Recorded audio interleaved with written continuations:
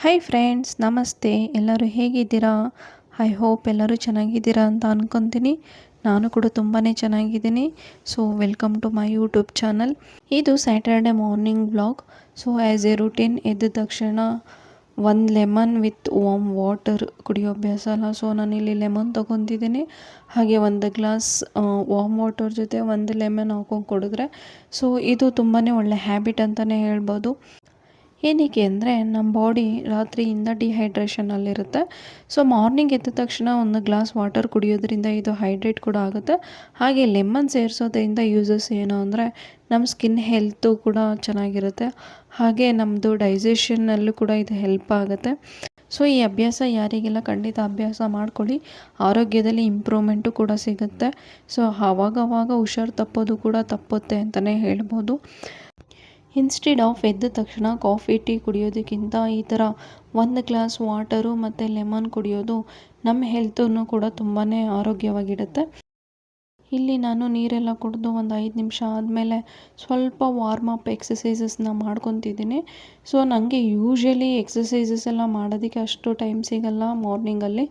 So ಇವತ್ತು ಸ್ವಲ್ಪ ಫ್ರೀಯಾಗಿದ್ದೆ, ಬೇಗನೂ ಎದ್ದಿದ್ದೆ. So ಹಾಗಾಗಿ ಒಂದು ಸ್ವಲ್ಪ ಎಕ್ಸಸೈಸಸ್ ಮಾಡೋಣ ಅಂತ ಮಾಡ್ತಿದ್ದೀನಿ. ಸೊ ಯೂಶ್ವಲಿ ನಾನು ಎಕ್ಸಸೈಸ್ ಮಾಡಿಲ್ಲ ಅಂತ ಅಂದರೆ ಅಟ್ಲೀಸ್ಟ್ ಮಿನಿಮಮ್ 30 ಮಿನಿಟ್ಸ್ ಆದರೂ ಡೈಲಿ ವಾಕ್ ಮಾಡ್ತೀನಿ. ಸೊ ಇವಾಗೆಲ್ಲ ಬ್ಯುಸಿ ಸ್ಕೆಡ್ಯೂಲಲ್ಲಿ ಆರೋಗ್ಯದ ಬಗ್ಗೆ ಕಾನ್ಸಂಟ್ರೇಷನ್ನೇ ಮಾಡೋದು ಸ್ವಲ್ಪ ಕಡಿಮೆ ಅಂತಲೇ ಹೇಳ್ಬೋದು. ಬಟ್ ಅಟ್ಲೀಸ್ಟ್ ಮಿನಿಮಮ್ 1 ಅವರ್ ಅಥವಾ 30 ಮಿನಿಟ್ಸ್ ಆದರೂ ಡೈಲಿ ವಾಕ್ ಮಾಡಿದ್ರೆ ನಾವು ಕೂಡ ಹೆಲ್ತಿಯಾಗಿರ್ತೀವಿ. ಸೊ ನಾವು ಏನೇ ಮಾಡಬೇಕು ಅಂದರೂ ಹೆಲ್ತ್ ಈಸ್ ವೆರಿ ಇಂಪಾರ್ಟೆಂಟ್ ಅಂತ ಹೇಳ್ಬೋದು. ಹಾಗಾಗಿ ಅಟ್ಲೀಸ್ಟ್ 30 ಮಿನಿಟ್ಸ್ ವಾಕ್ ಆದರೂ ಇಂಪಾರ್ಟೆಂಟ್ ಆಗುತ್ತೆ. ಸ್ವಲ್ಪ ಎಕ್ಸಸೈಸ್ ಮುಗಿಸಿ ನಾನು ಆಮೇಲೆ ಬ್ರೇಕ್ಫಾಸ್ಟ್ಗೆ ರೆಡಿ ಮಾಡ್ತಿದ್ದೀನಿ. ಇಲ್ಲಿ ನಾನು 1 ಗ್ಲಾಸ್ ಅಕ್ಕಿ ಹಾಗೆ 1 ಗ್ಲಾಸ್ ಹೆಸರುಬೇಳೆ ತೊಗೊಂಡಿದ್ದೀನಿ. ನಾನಿವತ್ತು ಖಾರ ಪೊಂಗಲ್ ಆ್ಯಂಡ್ ಸ್ವೀಟ್ ಪೊಂಗಲ್ನ ಮಾಡ್ತಿದ್ದೀನಿ. ಅಕ್ಕಿ ಮತ್ತು ಹೆಸರುಬೇಳೆ ಎರಡೂ ಕೂಡ ಸೇಮ್ ರೇಷಿಯೋನಲ್ಲಿ ತೊಗೊಬೋದು. ಇಲ್ಲ ಅಂದರೆ ನಾವಿಲ್ಲಿ ಸ್ವಲ್ಪ ಹೆಸರುಬೇಳೆನ ಕಡಿಮೆ ಮಾಡಿಕೊಂಡು ಒಂದು ಸ್ವಲ್ಪ ಅಕ್ಕಿನ ಜಾಸ್ತಿ ಕೂಡ ಮಾಡ್ಕೊಬೋದು. ಇವತ್ತು ನಾನಿಲ್ಲಿ ಎರಡೂ ಕೂಡ ಸೇಮ್ ಕ್ವಾಂಟಿಟಿನಲ್ಲಿ ತೊಗೊಂಡು ಮಾಡ್ತಿದ್ದೀನಿ. ತೊಗೊಂಡು ಅದನ್ನು ಚೆನ್ನಾಗಿ ವಾಶ್ ಮಾಡಿಕೊಂಡು ಇಲ್ಲಿ ಏನಾಗುತ್ತೆ ಅಂದರೆ ನಾರ್ಮಲಿ ಯೂಶ್ವಲಿ ನಾವು ಅನ್ನ ಮಾಡಿದಾಗ 1 ಗ್ಲಾಸ್ ಅಕ್ಕಿಗೆ 2 ಗ್ಲಾಸ್ ನೀರು ಹಾಕ್ತೀವಲ್ವ. ಬಟ್ ಪೊಂಗಲಲ್ಲಿ ಸ್ವಲ್ಪ ಚೆನ್ನಾಗಿ ಬೇಯಬೇಕಾಗುತ್ತೆ, ಹಾಗೆ ನೀರು ಥರ ಆಗಬೇಕಲ್ಲ. ಸೊ ಹಾಗಾಗಿ ಇಲ್ಲಿ 1 ಗ್ಲಾಸ್ ಅಕ್ಕಿಗೆ ನಾನು 2 ಗ್ಲಾಸ್ ನೀರು ಹಾಕ್ಕೊಂಡಿದ್ದೀನಿ. ಹಾಗೆ 1 ಗ್ಲಾಸ್ ಹೆಸರುಬೇಳೆಗೆ 1.5 ಗ್ಲಾಸ್ ನೀರು ಹಾಕ್ಕೊಂಡಿದ್ದೀನಿ. ಈ ಅಳತೆನೆಲ್ಲ ಹಾಕೊಂಡ ಮೇಲೆ ಒಂದು 3ರಿಂದ 4 ವಿಷಲ್ ಆದರೂ ಕೂಡ ಬರ್ಸ್ಬೇಕಾಗುತ್ತೆ. ಸೊ ಆ ಥರ ಬರ್ಸಿದ್ರೆ ಅದು ಚೆನ್ನಾಗಿ ಕೂಡ ಬೆಂದಿರುತ್ತೆ. ಪೊಂಗಲ್ ತಿನ್ನೋದಕ್ಕೂ ಕೂಡ ತುಂಬಾ ಸಾಫ್ಟಾಗಿ ಚೆನ್ನಾಗಿರುತ್ತೆ ಅಂತಲೇ ಹೇಳ್ಬೋದು. ಅಷ್ಟರಲ್ಲಿ ನಮ್ಮ ಸಾನ್ವಿ ಕೂಡ ಎದ್ದು ಅವಳು ಕೂಡ ನಾರ್ಮಲ್ ಸೂರ್ಯ ನಮಸ್ಕಾರ ಹಾಗೆ ಸ್ವಲ್ಪ ವಾರ್ಮ್ ಅಪ್ ಎಕ್ಸಸೈಸಸ್ ಕೂಡ ಮಾಡ್ತಾಳೆ ಮಾರ್ನಿಂಗಲ್ಲಿ. ಆಮೇಲೆ ಈವ್ನಿಂಗಲ್ಲಿ ಬಂದು ಸ್ವಲ್ಪ ಜಿಮ್ನಾಸ್ಟಿಕ್ ಎಕ್ಸಸೈಸಸ್ನೆಲ್ಲ ಮಾಡ್ಕೊತಾಳೆ. ಸೊ ಡೈಲಿ ಆ್ಯಕ್ಚುಲಿ ಇದೇ ರೂಟೀನಲ್ಲಿರುತ್ತೆ. ಬಟ್ ಇದು ಕೂಡ ಸಮ್ಟೈಮ್ಸ್ ಮಿಸ್ ಆಗುತ್ತೆ. But most of the time ಇದೇ ರೂಟೀನ್ ಇರುತ್ತೆ. ಮತ್ತು ನಾನಿಲ್ಲಿ ಪೊಂಗಲ್ಗೆ ಒಗ್ಗರಣೆ ಮಾಡ್ಕೊತಾ ಇದ್ದೀನಿ. ಸೊ ಒಂದು ಬಾಣಲಿ ಇಟ್ಕೊಂಡು 2 ಸ್ಪೂನ್ ಎಣ್ಣೆ ಹಾಕ್ಕೊಬೇಕು. ಎಣ್ಣೆ ಹಾಕ್ಕೊಂಡ್ಮೇಲೆ ಒಂದು ಅರ್ಧ ಸ್ಪೂನ್ ಸಾಸಿವೆ ಹಾಕಿ, ಸಾಸಿವೆ ಎಲ್ಲ ಸಿಡಿದ್ಮೇಲೆ 1 ಸ್ಪೂನ್ ಜೀರಿಗೆ ಹಾಗೆ 1 ಸ್ಪೂನ್ ಕಾಳು ಮೆಣಸಿನ ಹಾಕ್ಕೊಬೇಕು. ಕಾಳು ಮೆಣಸಿನ ಸ್ವಲ್ಪ ಚೆಚ್ಕೊಂಡಿರಬೇಕು. 1-2 ಪೀಸ್ ಆಗೋ ಥರ ಚೆಚ್ಕೊಂಡಿದ್ರೆ ಸಾಕಾಗುತ್ತೆ. ಆಮೇಲೆ ಇದಕ್ಕೆ ಕರಿಬೇವಿನ ಸೊಪ್ಪು ಹಾಗೆ ಒಂದು 3ರಿಂದ 4 ಹಸಿಮೆಣ್ಸಿನ್ಕಾಯಿ. ಸೊ ಹಸಿಮೆಣ್ಸಿನ್ಕಾಯಿನ ನಮಗೆ ಖಾರ ಹೇಗೆ ಬೇಕೋ ಆ ಥರ ನೋಡಿಕೊಂಡು ಹಾಕ್ಕೊಬೇಕಾಗುತ್ತೆ. ಸೊ ಮಕ್ಕಳಿದ್ರೆ ಸ್ವಲ್ಪ ಕಡಿಮೆ ಹಾಕ್ಕೊಳ್ಳೋದು ಬೆಟರು. 1-2ರಿಂದ 3 ಸಾಕಾಗುತ್ತೆ. ಹಾಗೆ 1 ಗೆಡ್ಡೆ ಬೆಳ್ಳುಳ್ಳಿ ಹಾಗೆ 1 ಇಂಚಷ್ಟು ಹಸಿ ಶುಂಠಿ. ಇಲ್ಲಿ ನಾವು ಪೊಂಗಲ್ಗೆ ಬೆಳ್ಳುಳ್ಳಿ, ಕಾಳುಮೆಣಸು ಮತ್ತು ಹಸಿ ಶುಂಠಿ ಎಲ್ಲ ಹಾಕೋದ್ರಿಂದ ಶೀತ ಎಲ್ಲ ಬಂದಿದ್ದರೂ ಕೂಡ ಇದು ತುಂಬಾ ಯೂಸ್ ಆಗುತ್ತೆ, ಶೀತ ಎಲ್ಲ ಕಡಿಮೆ ಆಗೋದಕ್ಕೆ ಅಂತ ಹೇಳ್ಬೋದು. ಸೊ ಹಾಗೆ ನಾನಿಲ್ಲಿ ನೆಕ್ಸ್ಟು ಕೊತ್ತಂಬರಿ ಸೊಪ್ಪು ಕಟ್ ಮಾಡಿ ಇಟ್ಕೊಂಡಿದ್ದೀನಿ. ಕೊತ್ತಂಬರಿ ಸೊಪ್ಪು ಹಾಗೆ ಅರ್ಧ ಸ್ಪೂನಷ್ಟು ಅರಿಶಿನ ಹಾಕ್ಕೊಬೇಕು. ಇದನ್ನೆಲ್ಲ ಸ್ವಲ್ಪ 1-2 ನಿಮಿಷ ಹುರ್ಕೊಂಡ ಮೇಲೆ ಕಾಯಿ ಹಾಕ್ಕೊಂಡು ಒಂದು 5 ನಿಮಿಷ ಹುರ್ಕೊಳ್ಬೇಕು ಸಣ್ಣ ಊರಿನಲ್ಲಿ. ಅದು ಫ್ಲೇಮ್ ಜಾಸ್ತಿ ಆಯಿತು ಅಂದರೆ ತಳ ಹಿಡಿದು ಬಿಡೋ ಚಾನ್ಸಸ್ ಇರುತ್ತೆ. ಹಾಗಾಗಿ ಇದನ್ನು ಸಣ್ಣ ಊರಿನಲ್ಲೇ ಹುರ್ಕೊಳ್ಬೇಕು. ಒಂದು 3-4 ನಿಮಿಷ ಹುರ್ಕೊಂಡ್ರೂ ಕೂಡ ಸಾಕಾಗುತ್ತೆ. ಏನಕ್ಕೆ ಅಂದರೆ ಇದನ್ನು ನಾವು ಒಗ್ಗರಣೆ ಎಲ್ಲ ಹಾಕೊಂಡ್ಮೇಲೆ ಪೊಂಗಲ್ ಇರುತ್ತೆ, ಪೊಂಗಲ್ ಒಳಗಡೆ ಹಾಕಿ ಒಂದು 10 ನಿಮಿಷ ಬೇಯಿಸ್ಕೊಳ್ಳೋದ್ರಿಂದ ಜಾಸ್ತಿ ಇಲ್ಲೇ ಬೇಯಿಸ್ಬೇಕು ಅಂತ ಏನೂ ಇಲ್ಲ. ಸೊ ಇದನ್ನೆಲ್ಲ ಆದಮೇಲೆ ಇದನ್ನು ಸೈಡಿಗೆ ಎತ್ತಿಟ್ಕೊಂಡು ನಾವು ಇಲ್ಲಿ ಪೊಂಗಲ್ಗೆ ಕೂಗಿಸ್ಕೊಂಡಿರ್ತೀವಲ್ಲ ಅದರಲ್ಲಿ ನಾನು ಇಲ್ಲಿ ಖಾರ ಪೊಂಗಲ್ ಮತ್ತು ಸ್ವೀಟ್ ಪೊಂಗಲ್ ಎರಡೂ ಮಾಡ್ತಿರೋದ್ರಿಂದ ಸ್ವೀಟ್ ಪೊಂಗಲ್ಗೆ ಎಷ್ಟು ಬೇಕೋ ಅಷ್ಟು ನಾನು ಒಂದು ಕಡೆಗೆ ಎತ್ತಿಟ್ಕೊಂಡ್ಬಿಡ್ತೀನಿ. ಮೊದಲೇ ಇಲ್ಲಿ ನಾನು ಉಪ್ಪು ಹಾಕದೇ ಇರೋದ್ರಿಂದ ಇದನ್ನು ನಾನು ಎರಡಕ್ಕೂ ಕೂಡ ಯೂಸ್ ಮಾಡ್ಕೊಬೋದು. ನಮಗೆ ಇಲ್ಲಿ ಸ್ವೀಟ್ ಪೊಂಗಲ್ ಮಾಡೋ ಐಡಿಯಾ ಇರಲಿಲ್ಲ ಅಂದರೆ ಮೊದಲೇ ಉಪ್ಪು ಹಾಕಿ ಕೂಡ ಬೇಯಿಸ್ಕೊಂಡು ಆಮೇಲೆ ಒಗ್ಗರಣೆ ಎಲ್ಲ ಹಾಕಿ ಇದಕ್ಕೆ ಮಳಿಸ್ಕೊಬೋದು. ಬಟ್ ಇಲ್ಲಿ ನಾನು ಎರಡನ್ನೂ ಮಾಡ್ತಿರೋದ್ರಿಂದ ಒಂದು ಕಡೆ ಸ್ವೀಟ್ ಪೊಂಗಲ್ಗೆ ಅಂತಲೇ ಎತ್ತಿಟ್ಕೊತೀನಿ. ಯೂಶ್ವಲಿ ಪೊಂಗಲ್ ಮಾಡಿದಾಗೆಲ್ಲ ಖಾರ ಮತ್ತು ಸ್ವೀಟು ಎರಡೂ ಮಾಡಿದ್ರೆ ತುಂಬಾ ಚೆನ್ನಾಗಿರುತ್ತೆ. ಖಾರ ಒಂದು ಕಡೆ, ಸ್ವೀಟ್ ಒಂದು ಕಡೆ ತಿನ್ನೋದಕ್ಕೆ. ಆಮೇಲೆ ಎತ್ತಿಟ್ಕೊಂಡ್ಮೇಲೆ ಇಲ್ಲಿ ನಾನು ಒಗ್ಗರಣೆ ಮಾಡ್ಕೊಂಡಿದ್ನಲ್ಲ ಅದನ್ನೆಲ್ಲ ಕುಕ್ಕರ್ಗೆ ಹಾಕ್ಬಿಟ್ಟು ನಮಗೆ ಎಷ್ಟು ಉಪ್ಪು ಬೇಕೋ ಅಷ್ಟು ಉಪ್ಪು ಹಾಕ್ಕೊಂಡು ಹಾಗೆ ಕನ್ಸಿಸ್ಟೆನ್ಸಿ ನೋಡಿಕೊಂಡು ಸ್ವಲ್ಪ ನೀರು ಕೂಡ ಬೇಕಾದ್ರೆ ಹಾಕೊಬೋದು. ಅದು ಗಟ್ಟಿಯಾಗಿತ್ತು ಅಂದರೆ ಅದನ್ನೆಲ್ಲ ಒಂದು 5-10 ನಿಮಿಷ ಸಣ್ಣ ಊರಿನಲ್ಲಿ ಬೇಯಿಸಿದ್ರೆ ನಮಗೆ ಖಾರ ಪೊಂಗಲ್ ಇಲ್ಲಿ ರೆಡಿ ಆಗುತ್ತೆ. ಮತ್ತು ಇಲ್ಲಿ ಫ್ಲೇಮ್ನ ಜಾಸ್ತಿ ಇಡೋದಕ್ಕೆ ಹೋಗಬಾರ್ದು. ಇದು ಹೆಸರು ಬೇಳೆ ಮತ್ತು ರೈಸ್ ಆಗಿರೋದ್ರಿಂದ ತಳ ಹಿಡಿಯೋ ಚಾನ್ಸಸ್ಸು ಜಾಸ್ತಿನೇ ಇರುತ್ತೆ. ಹಾಗಾಗಿ ನಾವು ಸ್ವಲ್ಪ ಸ್ವಲ್ಪ ತಿರುಗಿಸ್ಕೊತಾ ಇರಬೇಕು. ಈವನ್ ಸಣ್ಣ ಫ್ಲೇಮಲ್ಲಿದ್ದರೂ ಕೂಡ ಅದು ತಿರುಗಿಸ್ಕೊತಾ ಇದ್ದರೆ ತಳ ಎಲ್ಲ ಜಾಸ್ತಿ ಹಿಡಿಯೋದಿಲ್ಲ. ಹಾಗೆ ಒಂದು 5-8 ನಿಮಿಷ ಕೂಡ ಬೇಯಿಸ್ಕೊಂಡ್ರೂ ಕೂಡ ಚೆನ್ನಾಗೆಲ್ಲ ಹಿಡ್ಕೊಂಡಿರುತ್ತೆ. ಸೊ ತಿನ್ನೋದಕ್ಕೆ ತುಂಬಾ ಚೆನ್ನಾಗಿರುತ್ತೆ ಅಂತ ಹೇಳ್ಬೋದು.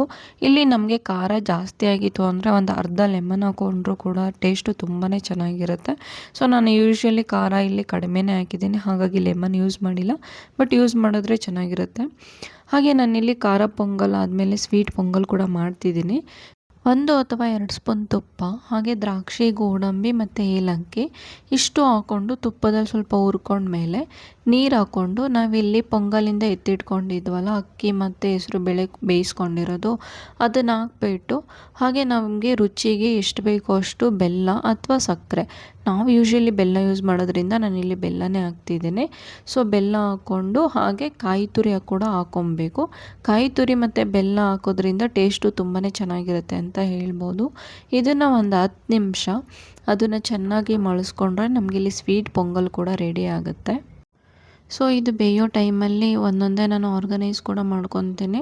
ಯೂಶ್ವಲಿ ನಾವು ಅಡುಗೆ ಮಾಡಬೇಕಾದ್ರೆ ಎಲ್ಲ ಡಬ್ಬಗಳೆಲ್ಲ ಮೆಸ್ಸಪ್ ಆಗುತ್ತಲ್ಲ, ಸೊ ಒಂದೊಂದೇ ಎತ್ತಿಟ್ಕೊಂಡು ಹಾಗೆ ನಾನಿಲ್ಲಿ ಚಟ್ನಿಗೂ ಕೂಡ ರೆಡಿ ಮಾಡ್ಕೊತಾ ಇದ್ದೀನಿ. ಪೊಂಗಲ್ ಜೊತೆ ಮೊಸರು ಅಥವಾ ಚಟ್ನಿ ಬೆಸ್ಟ್ ಕಾಂಬಿನೇಷನ್ ಅಂತಲೇ ಹೇಳ್ಬೋದು. ನಮಗೆ ಇಲ್ಲಿ ಖಾರ ಕಡಿಮೆ ಇತ್ತು ಅಂದರೆ ಚಟ್ನಿ ಜೊತೆ ಟೇಸ್ಟು ತುಂಬಾ ಚೆನ್ನಾಗಿರುತ್ತೆ.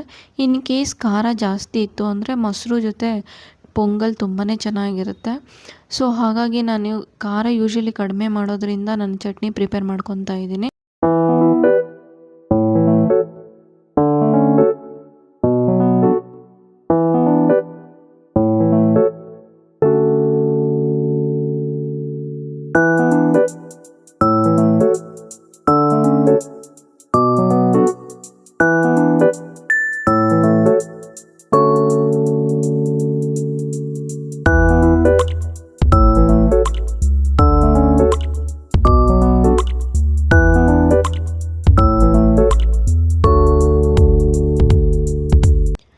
ಹಾಗೆ ನಮಗೆ ಸ್ವೀಟ್ ಪೊಂಗಲ್ಗೆ ಇಷ್ಟು ಕನ್ಸಿಸ್ಟೆನ್ಸಿನಲ್ಲಿ ಬೇಯಿಸ್ಕೊಂಡ್ರೆ ಸಾಕಾಗುತ್ತೆ.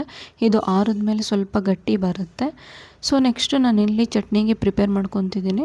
ಚಟ್ನಿನ ನಾನು ಸಿಂಪಲಾಗೆ ಮಾಡ್ಕೊತೀನಿ. ಕಾಯಿ ತುರಿ, ಒಂದು 5-6 ಬೆಳ್ಳುಳ್ಳಿದು ಎಸಳು, ಹಾಗೆ ಒಂದು 4-5 ಕಾಳು ಮೆಣಸು, ಹಾಗೆ ಸ್ವಲ್ಪ ಹುಣಸೆಹಣ್ಣು, ಒಂದು ಒಣಮೆಣ್ಸಿನ್ಕಾಯಿ, ಹಾಗೆ ಸ್ವಲ್ಪ ಉಪ್ಪು, ಒಂದು ಸ್ವಲ್ಪ ಕೊತ್ತಂಬರಿ ಸೊಪ್ಪು ಹಾಕ್ಕೊಂಡು ರುಬ್ಕೊಂಡ್ರೆ ನಮಗೆ ಇಲ್ಲಿ ಚಟ್ನಿ ಬೇಗನೆ ಪ್ರಿಪೇರ್ ಆಗುತ್ತೆ. ಸೊ ನಾನಿಲ್ಲಿ ಕಡಲೆ ಬೀಜ ಎಲ್ಲ ಯೂಸ್ ಮಾಡಲ್ಲ. ಪೊಂಗಲ್ಗೆ ಕಾಯಿ ಚಟ್ನಿನೇ ತುಂಬಾ ಚೆನ್ನಾಗಿರುತ್ತೆ. ಸೊ ಹಾಗಾಗಿ ಇಷ್ಟು ಸಿಂಪಲ್ಲಾಗಿ ರುಬ್ಕೊತಾ ಇದ್ದೀನಿ. ನಮ್ಮನೇಲಿ ಪೊಂಗಲ್ ಅಂದರೆ ಸಾನ್ವಿಗೂ ಇಷ್ಟ, ಹಾಗೆ ನಮ್ಮ ಯಜಮಾನ್ರಿಗೂ ಕೂಡ ಇಷ್ಟ ಆಗುತ್ತೆ. ಸೊ ಹಾಗಾಗಿ ಅಟ್ಲೀಸ್ಟ್ 15 ಡೇಸ್ ಒನ್ಸ್ ಆದರೂ ಪೊಂಗಲ್ ಮಾಡಿದ್ರೆ ಖುಷಿಯಾಗಿ ತಿಂತಾರೆ ಅಂತ ಹೇಳ್ಬೋದು. ಹಾಗೆ ನಾನಿಲ್ಲಿ ಸಾನ್ವಿಗೆ ಸ್ನ್ಯಾಕ್ಸ್ ಬಾಕ್ಸು ಕೂಡ ರೆಡಿ ಮಾಡ್ತಿದ್ದೀನಿ. ಇವತ್ತು ಸ್ಯಾಟರ್ಡೇ ಆಗಿರೋದ್ರಿಂದ ಅವಳಿಗೆ ಲಂಚ್ ಎಲ್ಲ ಇರಲ್ಲ, ಹಾಫ್ ಡೇಗೆ ಮುಗಿಯುತ್ತೆ. ಸೊ ಹಾಗಾಗಿ ಬರೀ ಸ್ನ್ಯಾಕ್ಸ್ ಮಾತ್ರ ತೊಗೊತಾಳೆ. ಕೆಲವೊಂದ್ಸಲಿ ಏನು ಮಾಡ್ತಾಳೆ ಗೊತ್ತಾ, ಮನೆಯಲ್ಲಿ ಈ ಮೊಳಕೆ ಕಟ್ಟಿರೋ ಕಾಳು ಮತ್ತು ಡ್ರೈ ಫ್ರೂಟ್ಸ್ ಎಲ್ಲ ಕೊಟ್ಟರೆ ಯೂಶ್ವಲಿ ತಿನ್ನಲ್ಲ ಅಂತಿರ್ತಾಳೆ. ಅದೇ ಸ್ನ್ಯಾಕ್ಸಿಗೆ ಅಂತ ಹಾಕಿದ್ರೆ ಆರಾಮಾಗಿ ಸ್ಕೂಲಲ್ಲಿ ತಿನ್ಕೊಂಬರ್ತಾಳೆ. ಅಲ್ಲಿ ಆದರೆ ಭಯ ಇರುತ್ತೆ, ಭಯಕ್ಕರ್ಧ ತಿನ್ಕೊಂಬಂದ್ಬಿಡ್ತಾಳೆ. ಸೊ ಹಾಗಾಗಿ ಇವತ್ತು ಬಾಕ್ಸಿಗೆ ಡ್ರೈ ಫ್ರೂಟ್ಸ್ ಮತ್ತು ಕಾಳೆ ಹಾಕಿದ್ದೆ. ಅಷ್ಟರಲ್ಲಿ ಅವ್ರ ಪಪ್ಪ ಪೊಂಗಲೆಲ್ಲ ತಿನ್ನಿಸ್ತಿದ್ರು. ಬಟ್ ಏನು ಅಂದರೆ ಅವ್ರ ಪಪ್ಪ ತಿನ್ಸಿದ್ರೆ ಬೇಗ ತಿನ್ನೋದಿಲ್ಲ, ಅದು ಇದು ಅಂತ ಹೇಳ್ತಾ ಇರಬೇಕು. ಬಟ್ ನಾನು ಸ್ವಲ್ಪ ತಿನ್ಸಿದ್ರೆ ಬೇಗ ತಿನ್ಕೊತಾಳೆ. ಹಾಗಾಗಿ ನೀವು ತಿನ್ನಿಸೋದು ಲೇಟ್ ಆಗುತ್ತೆ ಅಂತೇಳಿ ನಾನೇ ತಿನ್ನಿಸ್ತಿದ್ದೀನಿ. ಮಕ್ಕಳಿಗೆ ಊಟ ತಿನ್ನಿಸೋದಿದೆಯಲ್ಲ, ಅದಂತೂ ಯಪ್ಪ ಬಿಗ್ಗೆಸ್ಟ್ ಟಾಸ್ಕ್ ಅಂತಲೇ ಹೇಳಬೇಕು. ಸೊ ಏನು ಕೆಲಸ ಮುಗಿಸಿದ್ರು ಕೂಡ ಈ ಊಟ ತಿನ್ನಿಸೋ ಕೆಲಸ ಇದೆಯಲ್ಲ, ಅದಂತೂ ಅವ್ರ ಹತ್ರ ಹೇಳಿ ತಿನ್ನಿಸೋ ಅಷ್ಟರಲ್ಲಿ ನಮಗೂ ಕೂಡ ಸುಸ್ತಾಗ್ಬಿಡತ್ತೆ.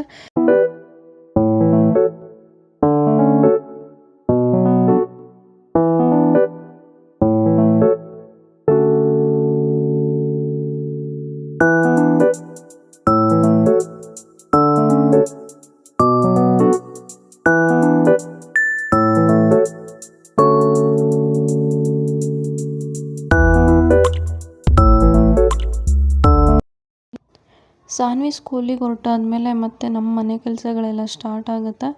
ಸೊ ಅಡುಗೆ ಮನೆ ಕ್ಲೀನ್ ಮಾಡಿ, ಮನೆಯೆಲ್ಲ ಕ್ಲೀನ್ ಮಾಡಿ, ಇವತ್ತು ಸ್ಯಾಟರ್ಡೆ ಆಗಿರೋದ್ರಿಂದ ದೇವಸ್ಥಾನಕ್ಕೆ ಹೋಗಬೇಕು ಅಂತ ಪ್ಲ್ಯಾನ್ ಇತ್ತು. ಸೊ ನಾನು ಮನೆಯೆಲ್ಲ ಕ್ಲೀನ್ ಮಾಡ್ಕೊತಾ ಇದ್ದೀನಿ. ಮತ್ತು ಇನ್ನೊಂದೇನು ಅಂದರೆ ಅಟ್ಲೀಸ್ಟ್ ಎವ್ರಿ ಟೈಮು ಕೂಡ ಡೀಪ್ ಕ್ಲೀನ್ ಎಲ್ಲ ಮಾಡೋಕ್ಕಾಗಲ್ಲ. ಸೊ 15 ಡೇಸ್ ಒನ್ಸೋ ಇಲ್ಲ 1 ವೀಕಿಗೆ ಒನ್ಸೋ, ಸೊ ಸಿಚುಯೇಷನ್ ಹೇಗಿರುತ್ತೆ, ನಮ್ಮ ಸ್ಕೆಡ್ಯೂಲ್ ಹೇಗಿರುತ್ತೆ, ನಾವು ಹೇಗೆ ಬ್ಯುಸಿ ಇರ್ತೀವಿ ಅಂತ ನೋಡಿಕೊಂಡು ಡೀಪ್ ಕ್ಲೀನ್ ಎಲ್ಲ ಮಾಡ್ಕೊತೀನಿ. ಯೂಶ್ವಲಿ ವೀಕ್ ಡೇಸಲ್ಲೆಲ್ಲ ನಾರ್ಮಲ್ ಕ್ಲೀನಿಂಗ್ ಅಷ್ಟೇ ಮಾಡ್ಕೊಳಕ್ಕಾಗುತ್ತೆ. ಡೀಪ್ ಕ್ಲೀನ್ ಮಾಡೋಕ್ಕಾಗಿಲ್ಲ ಅಂದರೂ ಅಟ್ಲೀಸ್ಟ್ ವಾರಕ್ಕೆ 2 ಸಲ ಆದರೂ ಕಿಚನಲ್ಲಿ ಸಜ್ಜ, ಹಾಗೆ ಹಾಲಲ್ಲಿರೋ ಸೋಫಾ, ಟಿ ವಿ ಹತ್ರ ಎಲ್ಲ 1-2 ಸಲ ಆದರೂ ಒರೆಸ್ಕೊಂಡ್ರೆ ಏನೋ ಒಂಥರ ಮನಸ್ಸಿಗೆ ಖುಷಿ ಇರುತ್ತೆ. ಸೊ ಹಾಗಾಗಿ ಯೂಶ್ವಲಿ ನಾನು ಹಾಗೆ ಮಾಡ್ತೀನಿ. ಸೊ ಮನೆಯೆಲ್ಲ ಕ್ಲೀನ್ ಮಾಡಾಯಿತು, ಸ್ಯಾಟರ್ಡೆ ಅಲ್ವಾ ಸ್ವಲ್ಪ ಕ್ಲೀನ್ ಮಾಡಿಕೊಂಡೆ. ಮತ್ತು ಇಲ್ಲಿ ಕಸ ಎಲ್ಲ ಗುಡಿಸ್ಕೊಂಡು ನೆಕ್ಸ್ಟ್ ಮನೆಯೆಲ್ಲ ಒರೆಸಿ ದೇವ್ರ ಮನೆಗೂ ಕೂಡ ರೆಡಿ ಮಾಡ್ಕೊಬೇಕು. ವಾರ ಪೂರ್ತಿ ಮನೆ ಕೆಲಸ, ಆಫೀಸ್ ಕೆಲಸ, ಮಕ್ಕಳು ಸ್ಕೂಲ್ ಅಂತ ಬ್ಯುಸಿ ಇರ್ತೀವಲ್ವ. ಸೊ ಈ ಥರ ವೀಕೆಂಡಲ್ಲಿ ಎಲ್ಲಾದರೂ ಹೋಗಿ ಬಂದರೆ ಒಂಥರ ನೆಮ್ಮದಿ ಆಗುತ್ತೆ. ಸೊ ಇನ್ ಕೇಸ್ ಎಲ್ಲೂ ಹೋಗೋಕ್ಕಾಗಿಲ್ಲ ಅಂದರೂ ಮನೆ ಹತ್ರ ನಿಯರ್ ಬೈ ಇರೋ ದೇವಸ್ಥಾನಕ್ಕೆ ಹೋಗಿ ಬಂದರೂ ಕೂಡ ಮನಸ್ಸಿಗೇನೋ ಒಂಥರ ಖುಷಿ ಸಿಗುತ್ತೆ. ಸೊ ಆ ಪಾಸಿಟಿವ್ನೆಸ್ ಇರುತ್ತಲ್ಲ, ಅದೊಂಥರ ಫೀಲ್ ಗುಡ್ ಅಂತಲೇ ಹೇಳಬೇಕು. ಸೊ ಹಾಗಾಗಿ ನಾನು ಇವತ್ತು ಹೋಗಿ ಬರೋಣ ಅಂತ ಅಂದ್ಕೊಂಡು ರೆಡಿ ಆಗ್ತಾ ಇದ್ದೀನಿ.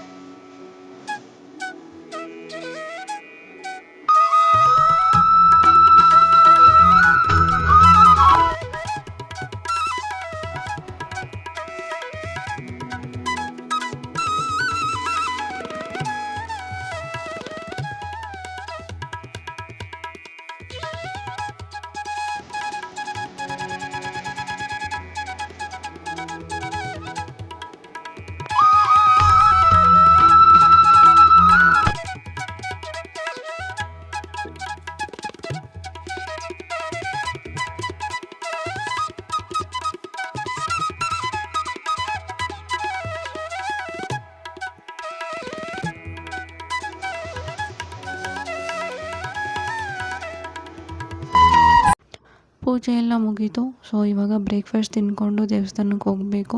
ಇವತ್ತು ಎಲ್ಲ ಕೆಲಸ ಮಾಡೋ ಅಷ್ಟರಲ್ಲಿ ಸ್ವಲ್ಪ ಟಯರ್ಡು ಆಗಿತ್ತು. ಸೊ ಹಾಗಾಗಿ ಬ್ರೇಕ್ಫಾಸ್ಟ್ ತಿಂದ್ಕೊಂಡು ಹೋಗಿ ನಿಧಾನಕ್ಕೆ ಬರೋಣ ಅಂದ್ಬಿಟ್ಟು ಬ್ರೇಕ್ಫಾಸ್ಟ್ ತಿಂದ್ಕೊಂಡೇ ಹೋಗ್ತಾ ಇದ್ದೀನಿ. ಸೊ ಏನಾಗುತ್ತೆ ಅಂದರೆ ನಾವು ಬೆಳಗ್ಗೆಯಿಂದ ಕೆಲಸ ಎಲ್ಲ ಮಾಡಿ ಸ್ವಲ್ಪ ಟಯರ್ಡ್ನೆಸ್ ಆಗಿರ್ತೀವಲ್ವ. ಸೊ ದೇವಸ್ಥಾನಕ್ಕೆ ಹೋದಾಗ ಒಂದು ಸ್ವಲ್ಪ ಹೊತ್ತು ಅಲ್ಲೇ ಕೂತು ಟೈಮ್ ಸ್ಪೆಂಡ್ ಮಾಡಿ ಬರೋದ್ರಿಂದ ನಮಗೂ ಕೂಡ ಒಂಥರ ಖುಷಿ ಅಂತಲೇ ಹೇಳ್ಬೋದು. ಮನಸ್ಸಿಗೂ ಕೂಡ ಒಂಥರ ಪಾಸಿಟಿವ್ ವೈಬ್ನೆಸ್ ಸಿಗುತ್ತಲ್ಲ. ಹಾಗಾಗಿ ನಿಧಾನಕ್ಕೆ ಬರೋಣ ಅಂತ ಹೋಗ್ತಾ ಇದ್ದೀವಿ. ದರ್ಶನನೂ ಆಯಿತು, ಪೂಜೆ ಎಲ್ಲ ಮುಗೀತು. ಸ್ವಲ್ಪ ಹೊತ್ತು ಅಲ್ಲೇ ಕೂತಿದ್ವಿ. ಸೊ ಪಾರಿವಾಳಗಳೆಲ್ಲ ತುಂಬ ಜಾಸ್ತಿ ಬಂದಿತ್ತು. ಮರದ ಮೇಲೆ ಹೋಗೋದು, ಕೆಳಗಡೆ ಬರೋದು, ಈ ಥರನೇ ಮಾಡ್ತಿದ್ದೋ. ನೋಡೋದಕ್ಕೂ ತುಂಬಾ ಚೆನ್ನಾಗಿತ್ತು. ಓಕೆ ಫ್ರೆಂಡ್ಸ್, ಇದು ಇವತ್ತಿನ ವ್ಲಾಗ್ ಆಗಿತ್ತು. ನಿಮಗೆ ಈ ವಿಡಿಯೋ ಇಷ್ಟ ಆಗಿದ್ದರೆ ಪ್ಲೀಸ್ ಶೇರ್ ಮಾಡಿ, ಸಬ್ಸ್ಕ್ರೈಬ್ ಮಾಡಿ, ಹಾಗೆ ಲೈಕ್ ಮಾಡಿ ಆ್ಯಂಡ್ ಸಪೋರ್ಟ್ ಮಾಡಿ. Thank you all.